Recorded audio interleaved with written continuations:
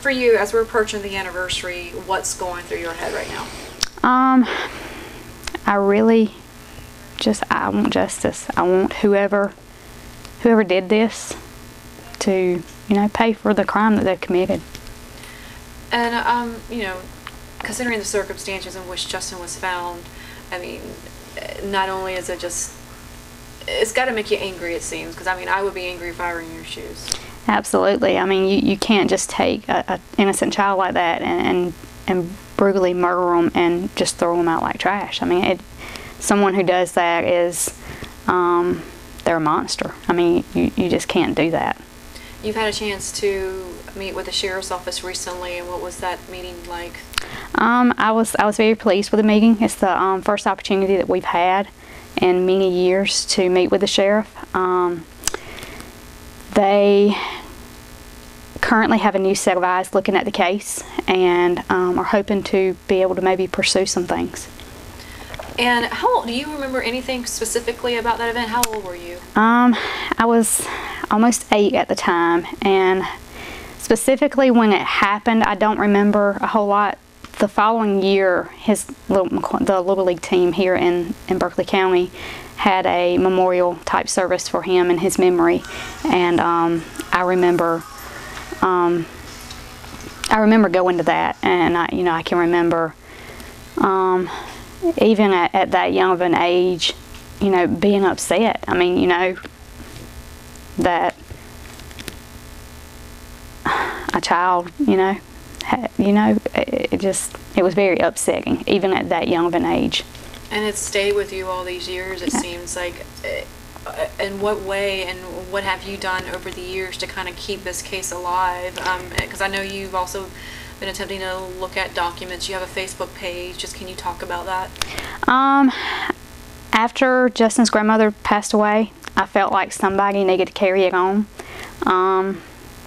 It's always haunted me. I've always thought about it. So I decided myself to start researching it, and when I did, I found so many documents, even online. I mean, there's so many things online pertaining to the case, and so I just thought, well, why not set up a page? So I did, and I've had a lot of people come forward and just show their concern and their prayers and their thoughts. I've been very impressed. And so, obviously, in your online research and just some of the documents you've been able to receive from law enforcement, you're putting your eyes on these documents and seeing things. Just from your own personal research, what do you think happened? Where did this case go wrong? I don't know where it really went wrong. I think it was more of a thing to where this back in, in '89, stuff like this didn't happen. And I mean, so you didn't have the resources that you do now to go into cases like this. It was went in as a missing person case. It wasn't went in as a murder case. So, when they went in as a missing person case, they're searching for a child that they think is missing, not a child that they think is murdered. And so therefore, a lot of things got handled that could have been used as evidence, and just unfortunately, when they found his body and found it to be a murder scene, a lot of things, it was too late. Do you think the person who did this is still alive? Absolutely, I do. And do you think there are other people who know more than what they're willing to let on? I do. I don't think anyone can go as a human and not tell something. I mean, I don't know that somebody can live with that 27 years and not say something somewhere. More than one person knows. Now you're trying to carry on his legacy and just keep this case alive. How hard was this on his grandmother and even his own mother after this happened? Very. I mean, they lived for 20 years almost, not knowing if the person that murdered their grandchild and child would ever be found guilty and pursued. And so, is there anything else you think is worth mentioning about this case? If you have any information, I mean, anything. It can be just a simple something that, you know, you think was nothing. Any information. Contact the sheriff's office. Contact Crime Stoppers. I mean, you can be anonymous. You don't have to tell your name. You don't have to give your information. But just any simple little thing can solve a case.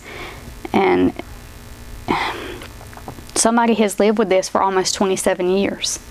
And that's a long time to live with a weight like this on your shoulder. Come forward. I mean, end it now. It's as simple as that. What do you want to see ultimately happen to the person who did do this? Death penalty, life in prison, or? That's hard. That's a hard one, because of course, you know, personally you want to see somebody suffer the way they made Justin suffer, but of course that's not going to happen.